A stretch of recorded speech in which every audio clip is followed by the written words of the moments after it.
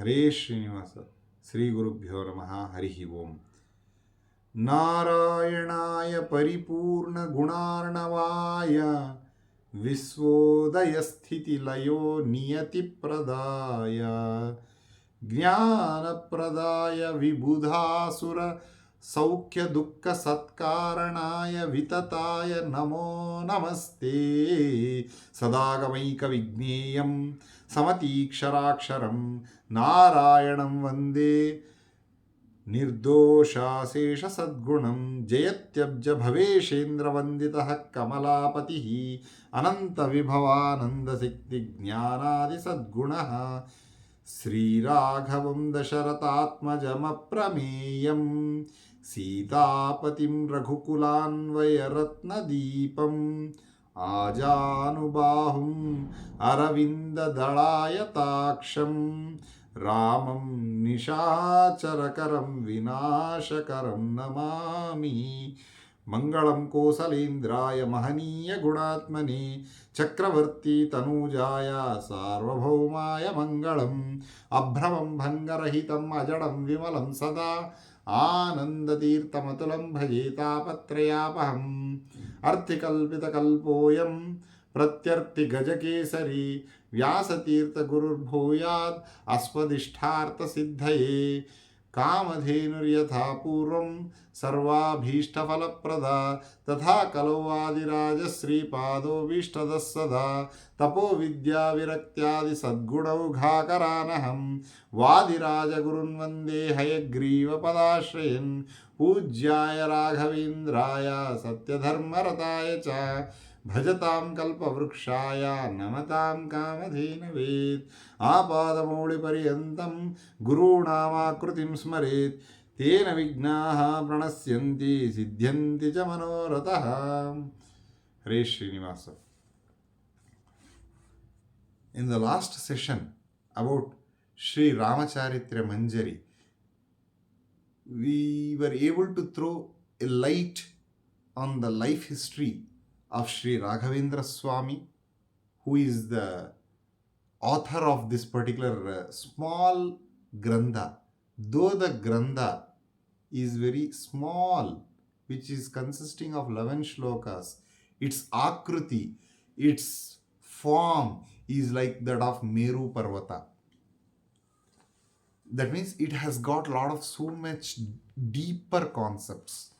So in the last session, I was discussing on that shloka, Shriman Purvam Prajato Dasharatha Nrupate Rama Nama Thanito Ta Vishwamitrena Mantra Hrudanuja Sahita Statakam Ghatakostram Brahmadyam Prapya Hatva Nishichara Nikaram Yajnapalo Vimochya Halyam Syapachya Bhantva Sivadhanu Rupayan Janakim Nah Prasidet. Here, Guru Sri Raghavendra Swamy is very beautifully describing the characteristics, the background in which Lord Rama's incarnation, Lord Sri Hari is about to take the incarnation of Lord Sri Rama. So here in the first shloka, he has given the explanation of who is Lord Rama, what circumstances have led so that Lord Sri Rama can go to the forest for the first time.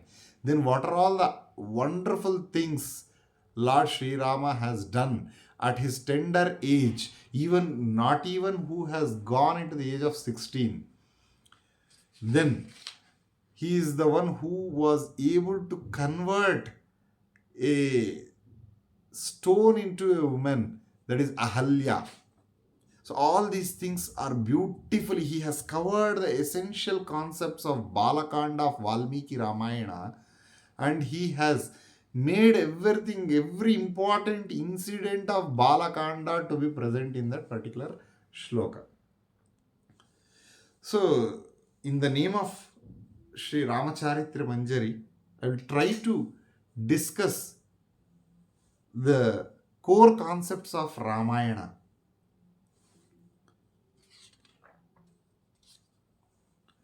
So in the before appearing of Lord Sri Rama, so what were the circumstances prevailing in the society in those days? So this particular Ramayana, Valmiki Ramayana, whatever we see, it has happened. This is not a mere story, it is a history. Story means it can be an imaginative. History means is the happening which has occurred in the past. So this has occurred in the 24th cycle of Vaivaswata Manvantara. Right now we are in the 28th cycle. 24th cycles Treta Yuga, this particular Ramayana has happened. And a Mahabharata happened in the 28th cycle of Dwapara Yuga. So the parallel incidents which happened before the before the incarnation of Lord Sri Hari as Lord Sri Rama, we'll just have a brief picture about that thing. So Pulastya, he's also a Prajapati. Prajapati means they are the people who were responsible for having the mankind on this earth. So Pulastya Prajapatis are all, they are directly related to Lord Brahma. So there are, of course, there are many Prajapatis. Notable are Kardama Prajapati, Kashyapa Prajapati, Daksha Prajapati, then Pulastya Prajapati. So there are many Prajapatis. Even today we can find with these surnames in the northern part of the India. This Pulastya Prajapati, so he was he achieved many things out of continuous penance. So at some part of time, he found many girls were disturbing his penance. So he laid a curse on them, stating that whoever sees him, whoever are responsible for disturbance of his penance will become pregnant. This is the curse what he has given. So because of that, many girls were not coming in the vicinity of Pulastya Prajapati's ashrama. So with the ignorance or without knowledge, one girl by name Sugatri, by name Trunabindu's daughter, she has come over there. Though he was able to control the anger, but in one particular instance he was not able to control that one. In one particular instance it has happened. Though we get control on many things, but still in some areas we fail to achieve full control. So this happens even for us also in our day-to-day life. So out of this, he once sees the Trunabindu's daughter and she becomes pregnant. So without marrying, without Vivaha Samskara, she becomes pregnant just because of the curse what this Pulastya Prajapati has placed. So this has happened without the knowledge of this girl. So she goes and tells to his father. So father comes and pleads for excuse to Pulastya Prajapati. Then Pulastya Prajapati, with sympathy towards her, with mercy towards her, he tells, I will get married to your daughter. So he accordingly gets married as per the samskaras and other things. And for them, they will get a child by name Vishravu. And this Vishravu or Vishravu, he will get married to the daughter of Bharadwaja Maharshi. Her name is Sugatri. So, to that couple, the god of wealth, whom we consider Kubera, he was born and he was made to head the northern direction. He is considered, of course, to be god of wealth. And he will get a beautiful Pushpaka Vimana, which has, our modern day aircrafts are nothing in front of that beauty of that Pushpaka Vimana. And Parallelly, on the other side, this is on the rishis side, rishis and devatas and prajapati's side, and on the this one rakshasas or demons side. So Brahma was blessed. One Mr. Vidyut Keta, he was a demon, and he got three sons, namely Malyavan, Sumali, and Mali. So they did penance and they got boon from Lord Brahma that they should not be killed by anybody. So because of this behavior, they started torturing the devatas, rishis, and many other people who were virtuous in those days. So all these devatas, they went and requested Lord Shiva. Then because of the boon of Brahma, I will be not be able to do, I will not be able to control those demons. So as a trend, then they went to Lord Srihari, and Lord Srihari appears directly over the war scenario, and he kills the demon Mali. And the other people, Sumali and Malyavan, they will escape, and they will run and they will hide in the unknown areas, where many people they won't be knowing. And of course, Lord Srihari, even if he knows also, he will not kill them. Because of them, the next things are about, the series of incidents are about to happen.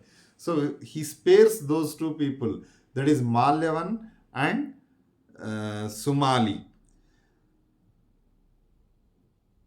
So Sumali, what he does is, he will send his daughter by name Kaikasi. She was demoniac in nature. Here demons or rakshasa are there. It is nothing but the guna in each person. If they are having godly qualities, they are to be considered as devatas. Those who are having asuri qualities, they are called as asuras. So she is of that kind of asura. She has got that asuri characteristics. That is the qualities of the demons. So they will get and they will send Kaikasi to the Rishi Vishwavasu,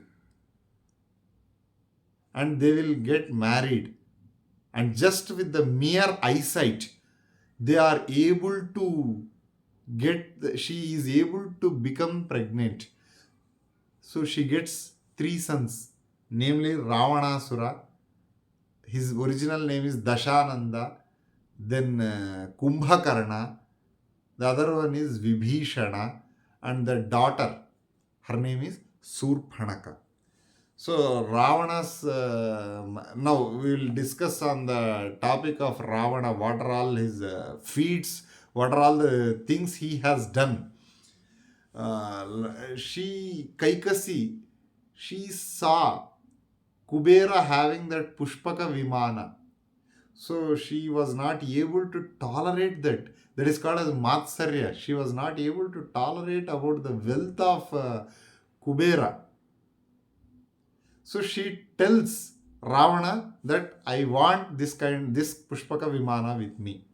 So it is the Asuric quality, the demon's quality, that they cannot tolerate the others' well-being. So she herself imbibes this kind of negative characteristics in the Ravana. So because of this kind of demoniac qualities we can see even today also. Those who are not able to achieve on their own, they will start feeling jealous of others' wealth. They will try to snatch their wealth, and they will make them as possessor of those wealth and other attributes. So she guides him as to how to be done. Then Ravana will be sent for performing of penance, the tapasya, the meditation on Lord Brahma. So Brahma was not appearing in front of him. So for 1,000 years, he has not come in front of Ravana. So what he has done was he has chopped off one of his heads and he has dedicated it to Brahma. So like that, for every 1,000 years, one head he was dedicating it to Brahma. So at the end of the 10,000th year, he was about to cut his 10th head also. At that time, Brahmadeva has appeared in front of Ravana, asking him the boon. Then Ravana was asking the deathlessness. That means he does not want any sort of death. He does not want to be killed by anyone. He does not want to be contracted with any diseases or such many such demands he will keep in front of Brahmadeva. But Brahmadeva, he will tell, it is not possible for anyone to cross the death. They cannot overcome the death. So he can choose any other boon. Then he thinks in a clever manner that ordinary human beings will not be able to kill him.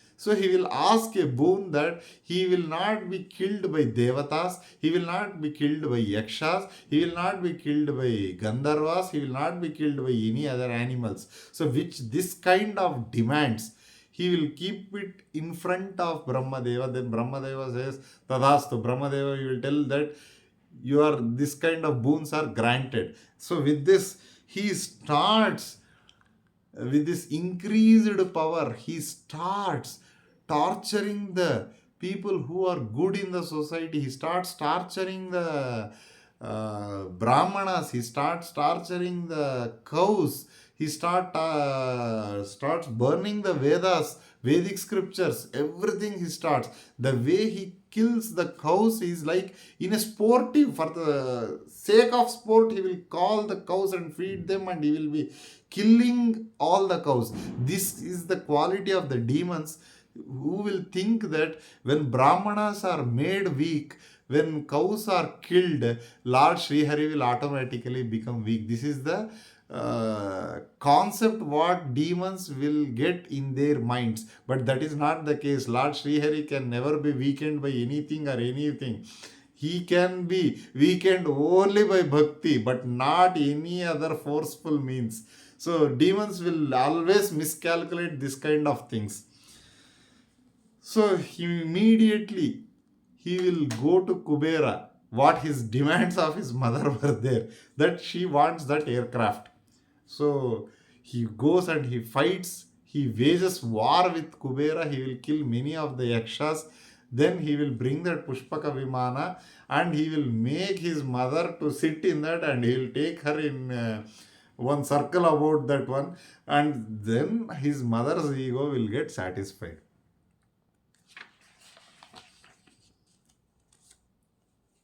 Then he will go to Lord Shiva. He wanted to wage war with even Lord Shiva also. Of course, Lord Shiva cannot be, he is invincible. He will not be defeated by this kind of insignificant demons. He is insignificant in front of Lord Shiva. Maybe in the demoniac family he is very significant, but in front of Lord Shiva he is insignificant. Just with one touch of his toe, his hands will be struck in the midst of ice. So he is not able to take his hand out.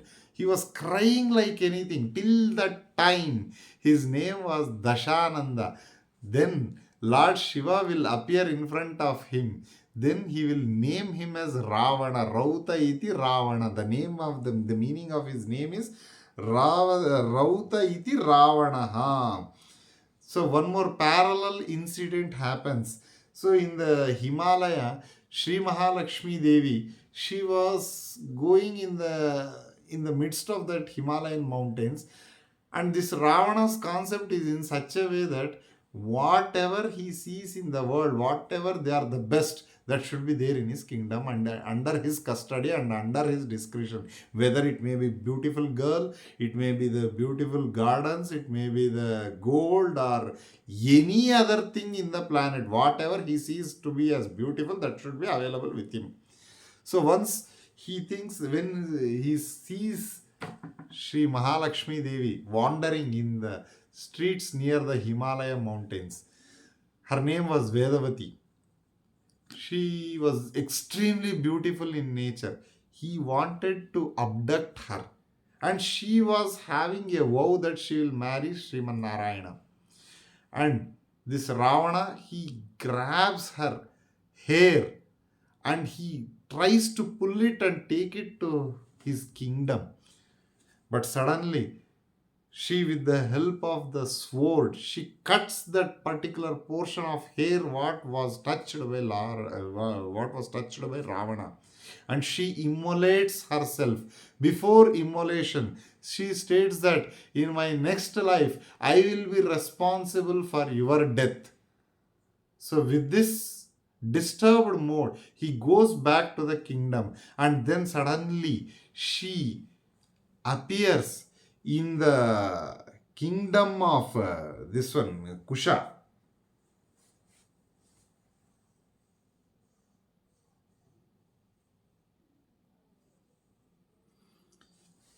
She appears in the kingdom of Kusha, and that is the place,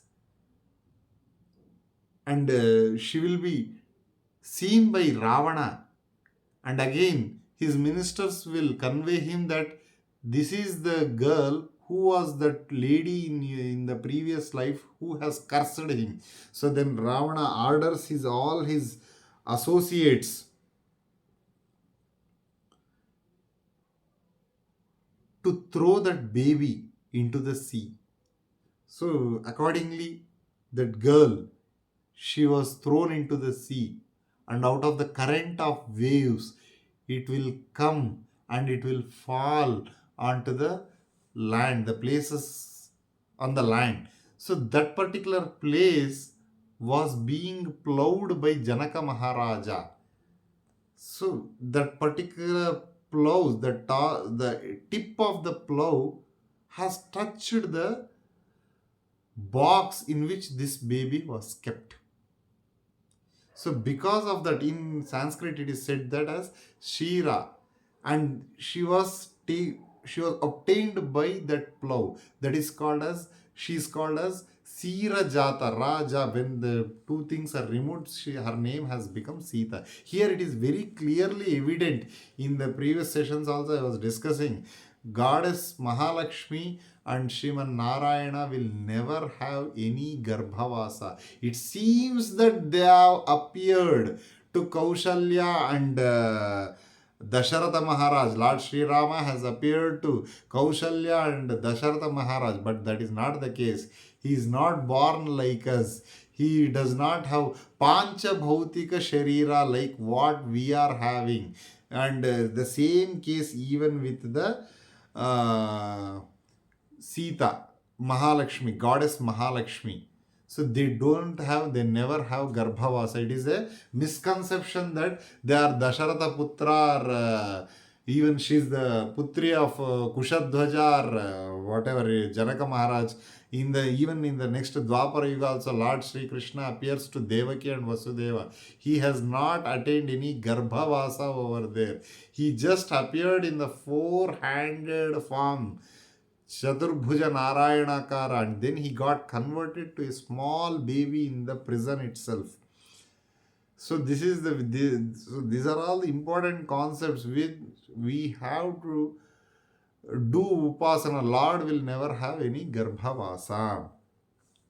So with this, I want to conclude the incidents, the parallel incidents, the things whatever have happened for the appearance of Lord Sri Rama. So this kind of background has to be ready for the Lord Sri Rama, as it is said in Bhagavad Gita. Yada yada hi dharmasya glanir bhavati bharataha. Whenever the dharma is being under the condition of decay, at that time Lord will appear. That is why in the form of Ravana it has happened. The dharma was in the complete degradation. Even in the case of Mahabharata period also, when the world was filled with the demons like Kamsa, Jarasandha, Kala Yavana, At that time, when the dharma was in the total decayed condition, Lord Sri Hari has appeared as Lord Sri Krishna. So, yada yada hi dharmas, whenever the dharma is in the decayed condition, at that time he will appear. So, here the time, the situation has to be built so that Lord Sri Rama can appear. So, these are all the things, the background things which are given by Maharshi Valmiki also.